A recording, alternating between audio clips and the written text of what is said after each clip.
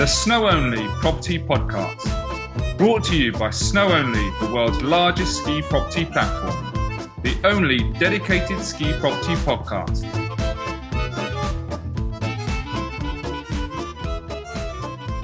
Hi, I'm Mark Lightfoot from SnowOnly. In episode 2, I'm talking to Paul Butkovich from H2 Real Estate. Paul talks about the current property trends in Japan and gives us some top tips on buying your dream ski property. The SnowOnly Property Podcast, brought to you by SnowOnly, the world's largest ski property platform. Mountains of property at snowonly.com. This week on the SnowOnly Property Podcast, we are diving into Japanese real estate market, where we are speaking to the very knowledgeable Paul Butkovich, who is a Director of Sales for H2 Real Estate. We will cover topics such as the enormous amounts of snowfall in Japan, the history, the future of real estate in the area, and asking if the bubble has burst for property appreciation. Paul, welcome to episode 2 of the SnowOnly Property Podcast. Thanks, Mark, for having me. I'm honored to be here. Pleasure. So, an easy one to start with. Can you tell us a little bit about H2 Real Estate, the history of Niseko, what you specialize in, what service you offer to buyers and sellers, flights, etc.? Give us your intro. Okay, great. Why don't I start with a little bit of the history of the area, of Niseko and how it's kind of developed into what the market it is today. So basically the area itself was sort of discovered by the international market, let's say, in the 90s, and probably even earlier than that by some early international skiers that maybe discovered it well before that, but kept the secret to themselves. But in the 90s, we had a number of Australians explorers who kind of came and actually set up small businesses here, running rafting and guiding companies, namely guys like Ross Carty, Ross Findlay. These are some of the more well-known guides that got established here. And they started this adventure tourism concept in the region, and sort of were doing that year-round. Summertime, whitewater rafting. Wintertime, they were offering ski lessons to school groups and maybe some of the international people living in Tokyo and whatnot. And eventually, we started to see some Australians establish travel businesses over here, guys like Peter Murphy, who established Ski Japan, which originally was known as Snowwave, and Ski Japan and Deep Powder Tours. These early, travel companies, they started to bring over, reasonably wealthy Australians who would come over for their ski holidays in that sort of peak January powder period. And those Australians that came over here, they fell in love with it. And what they quickly recognized was that the property where they were staying, whether it was a Japanese pension or a Japanese hotel, it was just really dated, and it wasn't designed to deal with a 1 or 2 week holiday. It was designed for a domestic market where you'd have people normally stay 1 night or 2 nights traditionally in the domestic market. Was the resort set up at Absolutely. The ski resort was here. Okay. What we know today is in Niseko is Annapurri or Mount Annapurri, or the Niseko United was established, and you had all 5 ski resorts, including Moiwa, Annapurri, Niseko Village, which was originally called Higashiyama, Hirafu, and Hanazono, which is known as Grand Hirafu. That was all established. And Tokyu, which, they really established the Grand Hirafu area, and they developed Hanazono. And Higashiyama, that area, which, again, all these ski resorts originally were established by farmers, right, in different sections, and they ran ski lifts. And eventually they were taken over by various corporations. So Higashiyama originally was, I think, taken over by Prince Hotel or the Seibu Holdings Group, and they built, they brought, the Prince Hotel, which is now the Hilton. They brought that to the area. And then Annapurri, which is run by Chuo Bus, they probably established the gondola, and I can't remember the name of the big hotel over there, but they would have helped bring the big hotel over into Annapurri that's there. And then Moiwa, which is over on the far bookend, which is Little Moiwa. That's, again, always been a very locals hill, and is now sort of being controlled by, again, another outside international interest. Is that part of the Niseko United yet? It's not, no. Moiwa's not in the Niseko United just yet. But, fingers crossed in the coming years as the area expands, that I mean, there's some likely rumors of some very high-end brands coming into that area. That's obviously going to change the real estate perspective, right? Absolutely. We'll come back to that, okay, in a little bit. But yeah, so the area was sort of, it was established as a ski resort, and the zones that everybody knows now, they've always been here. But back in the sort of early 2000s, when the Australian market kind of discovered this area, and developers from out of Australia started to discover it, the opportunity was, there was a lot of old pension owners who, were looking to retire. Okay, they had these older 30, 40-year-old Japanese properties. They needed a lot of love and attention to sort of maintain them. And the domestic market, the tourism market, was coming down. So what originally was probably a great lifestyle choice for these guys jumping out of Tokyo in the late 80s or early 80s, now all of a sudden they had these old structures that they really didn't want to operate anymore, and they were getting tired. So their opportunity was to acquire those assets and either renovate them or tear them down and build new condominiums. And in the first instance, there was plenty of land, actually ski and ski out land, that you could acquire. And so Australian developers started to develop condos there, like Alpine Ridge, First Tracks, and the Vale. That was sort of the first wave of development here. And then as the tourism, as the Aussies discovered it and fell in love with it, and as sort of the word got out, we started to, eventually Hong Kong discovered it, because eventually we started to get some international flights that came directly into Chitose. And namely, Hong Kong was sort of the lead on that with Cathay Pacific and Dragonair. They started to fly in directly.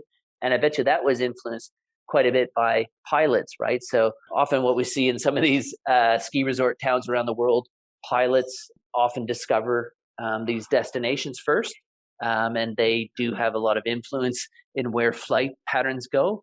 And so that's a good way to, obviously, that's one way of actually finding out where the next spot may be when you start hearing of pilots investing into areas, So early on, very good. It's very easy to track. Okay, that information, you just go and ask that to your local real estate agent.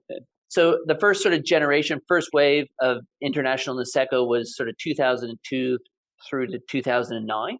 And that was the first real push into the Australian market. And we started to see signs of, Hong Kong getting interested. And then of course we hit into the financial crisis, and that sort of put the brakes on development, but allowed the tourism to really take off in that stage. So from 2009 to sort of 2012, what we saw was tourism just kept going, right? And these properties we had built and sold, they were starting to fill up more and more. And the returns, were really strong, despite what had happened with the financial crisis.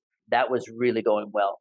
And then, of course, we, unfortunately, had another small disaster in 2011 with the earthquake, which, kind of put us back a little bit again from a real estate perspective and the holiday perspective. But then 2 years after that, 2013 is when we started to see the recovery. And in that recovery, what we saw were the big Singapore and Hong Kong developers come in and stake their claims in the upper village, upper and middle village.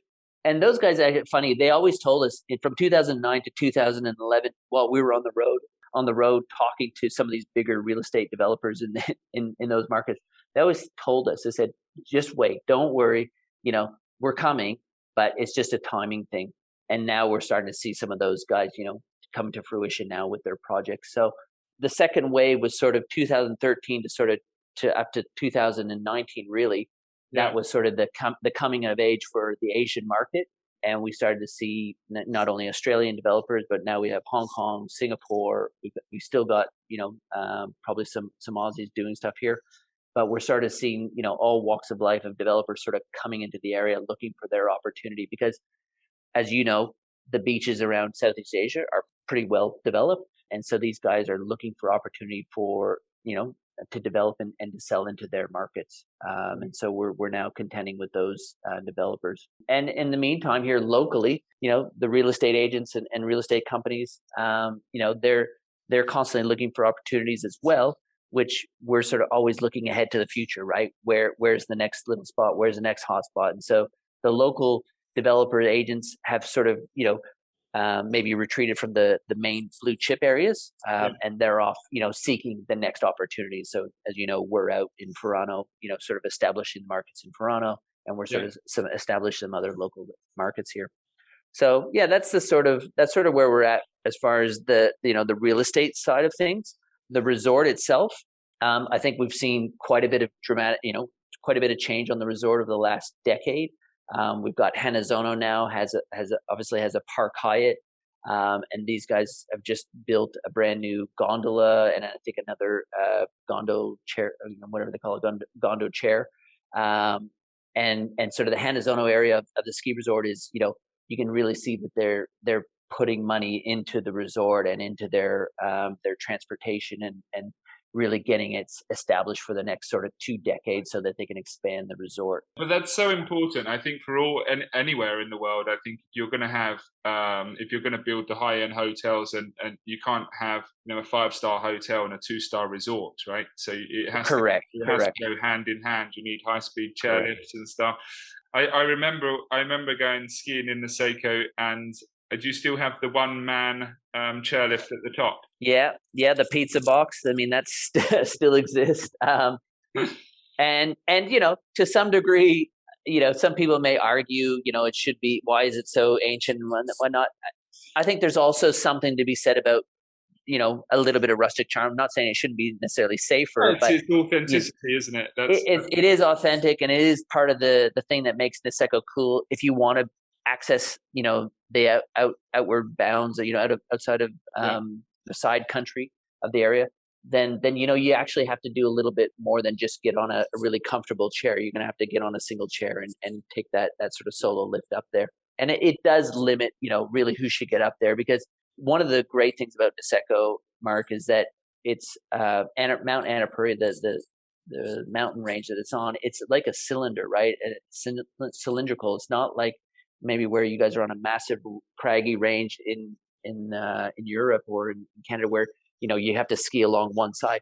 Ours it's a 360 sphere, so you can actually, once you get inside the resort, you can literally ski around the whole mountain. Okay, so and it's great for experienced skiers, but if you make it easily accessible for intermediates and beginners who may not fully understand what they're getting themselves into, when you have 14 meters of powder snow a year, you do want to have some restraints of where people can actually go. So I know it's a little bit, to say there's a pizza box that gets you up to the top of the resort is not great, but it also does help us manage where people can get to a degree. So I've skied there quite a few times now, and it's obviously, I think for anyone that's listening, it's so different to say what they would be used to, let's say in the Three Valleys in France, where you have 600 kilometers of piste. It's very, very different. Oh, totally. The average snowfall in and around France is 4 to 5 meters, probably on a good year. Right. And we were in Niseko, it's 14 to 17 meters. Yeah. And everyone that I speak to asks, "Are you sure?" And I'm like, "Yep, it's that much." Yep. I've never skied on powder like it, and I think that anyone that is considering going, you have to try it. I think it's correct. And it doesn't need to be big, because you can dive into the trees and you find your powder fields and stuff. It's an incredible place to ski. I mean, one of the things that I'm originally from Canada, so used to some pretty good skiing myself. But one of the things, the first thing I noticed here was for the price of a lift ticket, okay, which is I think at the moment probably around in US dollars about $70 or $80 USD for a day ticket.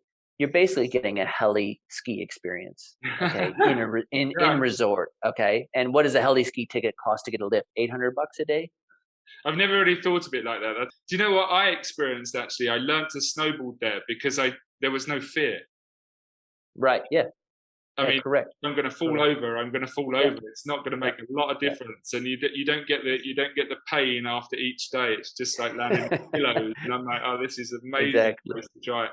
Okay, so I think we've covered the enormous amounts of snowfall each year. So just to repeat, 14 to 17 meters, everybody. So get over it and go.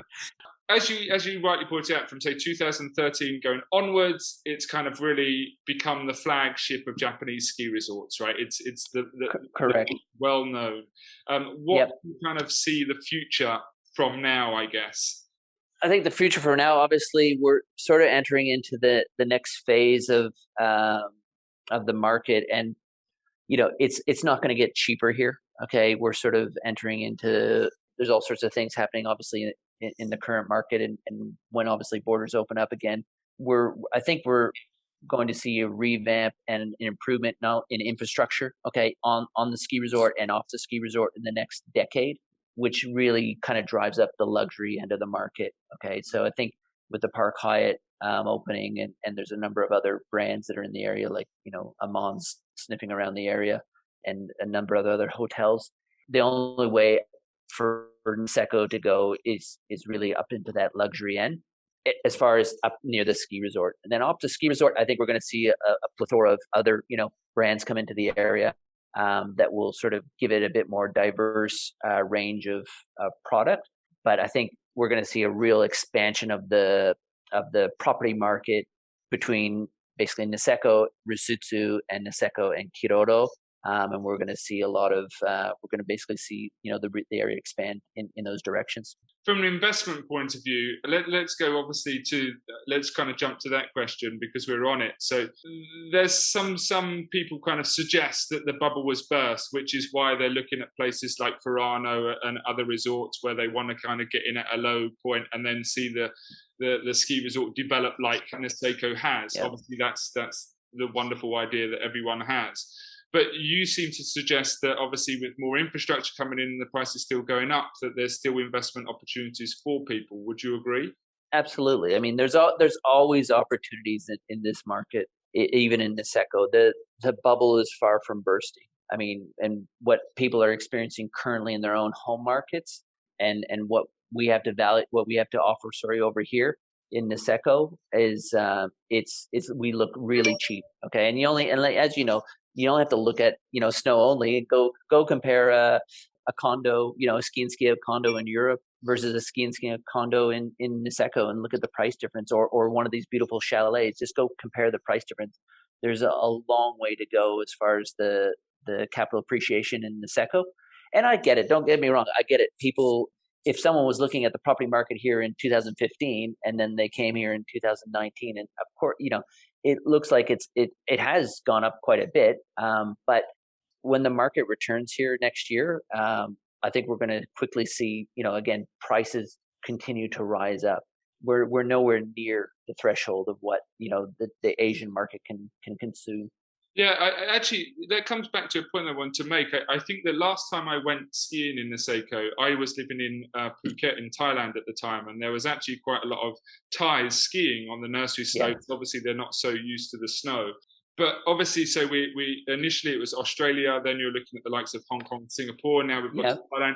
I mean, how much further let's say left do we have to go, or can we go? Are you seeing that people coming from the UK? Are you seeing people coming from France that want an alternative to the Alps? I think Niseko is going to be a bit of it's a global product. Okay, of course, access is always going to limit some markets to a degree, whether it's the UK or over North America. But at the moment, what we're seeing we are seeing Americans literally living on the West Coast who are acquiring in Niseko. Okay, that's today. The Niseko and in Furano, Hawaii, a lot of Hawaiians interested in coming over here as well. And I think if you go towards to the other side, beyond Southeast Asia, I think Europe. There's plenty of Europeans. I think the European buyers that we have now, they're probably based in Asia, and again, sometimes it gets a little bit confusing for me because we have a lot of French nationals who've acquired over the years, but again, most of them are based somewhere in Asia for a large part of the year. I think though the UK market, it's probably going to take a little bit longer to educate them and get them over here and get them access, because again, they have some great opportunities as well, whether in Europe or in North America, and it's the flights are quite direct. Obviously, the people that have bought there, and obviously we know the destinations that people are coming from. COVID's obviously had an effect. I think we spoke about this before, about the desire for what property people want. Maybe it's more of a chalet than an apartment. What's the current state? Are people looking for an investment? Are they looking to move over there? What's the kind of general buying purpose? I assume it's changed from pre-COVID to, let's say, post-COVID, or at least moving forward. Yeah, it's changed a little bit. I mean, there are basically three, sort of buyer types. You got developers. Developers haven't stopped being developers even in this time, so they're out looking for. They're still out there looking for their positions. then you have what I call the investor types. Okay. And those are, guys and girls who have a real acute sense of what's going on in the market, and that they're looking for opportunity, whether it's land, it could be a distressed condo or distressed house. They're just looking for value. Okay. Those guys there is still plenty of value there, with land. Plenty of there. And there's lots of cash available, okay, in Asia to invest. So if you can show the clients value, whether in value in land or value in a house or value in a condo, then they're going to look at it. Okay. And if it's got a return on investment, so if it's got a cash flow, positive cash flow, then even more interested in the current state of the market. And then, of course, we've got what I call the family investors. And Mark, you'd be very familiar with the family investors. There's a lot of people out there who you may call it YOLO, you only live once, type market. Those guys are now looking at their next family holiday. They haven't been able to get to Japan and to Niseko for the last 2 years. They're super keen to actually now get something for the family. Because they may not be spending just 2 weeks here in the winter. They may be able to come and stay for 4 weeks because of the trend and way people, are able to work from home. So they may spend 4 weeks in winter, and they don't want to have to be contending with, rental rates that are going to, probably go through the roof in the next little bit. They want to know that they have their property, and they sort of want to establish their own family, memories and that sort of honeycomb for the kids that are getting older, right? And this is the thing. So when the Asian market started to invest here in 2000, let's say 13, 14 timeframe, well, a lot of those guys now, their kids are now, teenagers, or they're off to university, right? And so they're now coming back saying, hey, I bought that condo, or I bought that smaller house in Hirafu, back in 30. We've actually outgrown it. Let's look for the next thing that's actually going to be a bit bigger, a bit, something. Not necessarily going to be a rental, I don't need a rental return. I just want something for the family. So definitely seeing that family investor coming back into the market. They, the last sort of month or so since we've started, state of emergency has come off in Japan. It looks like the vaccine rollout is being highly successful in Japan, and the COVID rates have come right down. We're seeing those investor types come back to the market, and they're now some of them are making decisions, and they're actually buying stuff. So I think that's going to lots of people living there at the moment. Yeah, I'll be honest with you. Unfortunately, in this period of time, we've lost a lot of great talent in the service sector. Okay, so the hospitality sector. I think across the world, I wouldn't pigeonhole that to Niseko. Yeah, and that's So that's nothing different to anywhere. So we've lost a lot of that.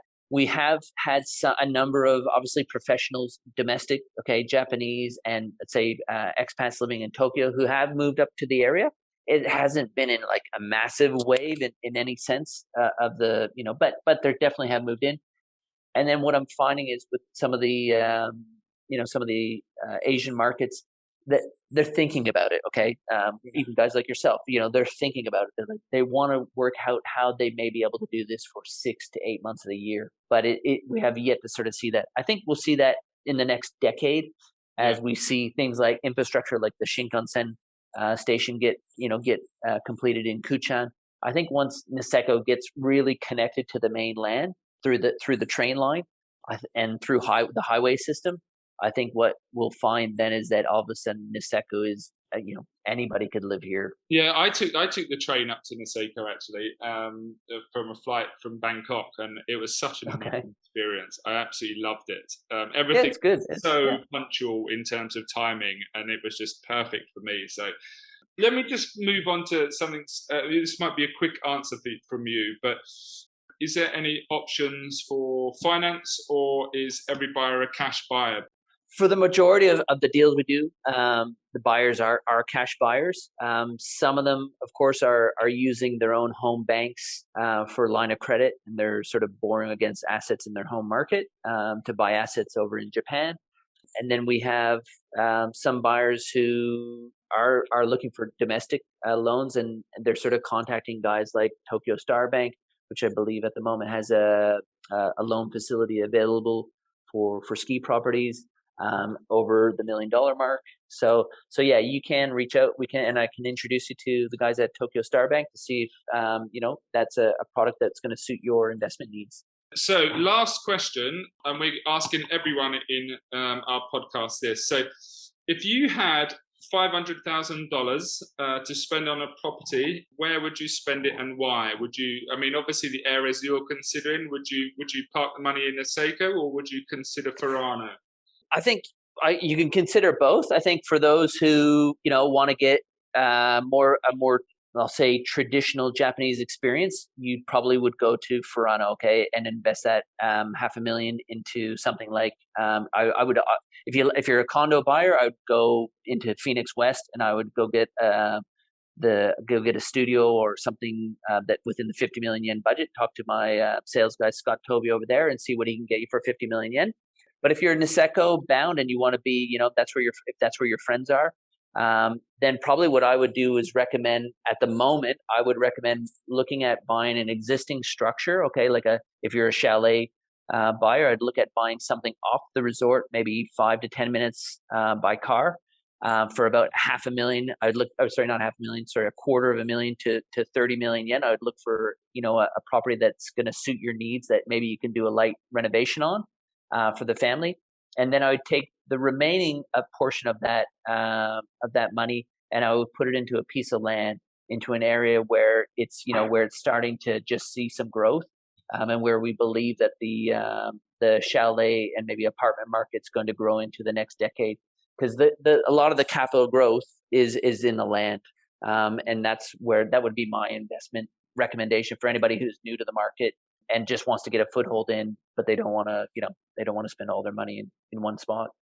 Great insight. Paul, thank you very much for being on episode 2 of the SnowOnly Property Podcast. I can literally tell you from experience how incredible Japan is. So if you are considering going over there, do it. You will not be disappointed. The powder is amazing. The onsens are great. The lifestyle is great. You can contact Paul via snowonly.com, or you can have a look at all his properties on our website. We'll put some links below to contact Paul anyway.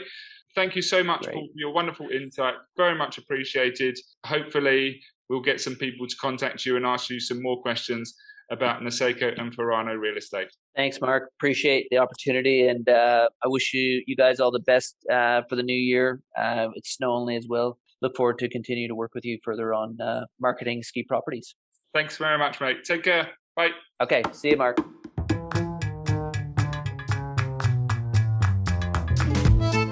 The SnowOnly Property Podcast, brought to you by SnowOnly, the world's largest ski property platform. Mountains of property at snowonly.com. The SnowOnly Property Podcast is produced by Shark 13 Productions.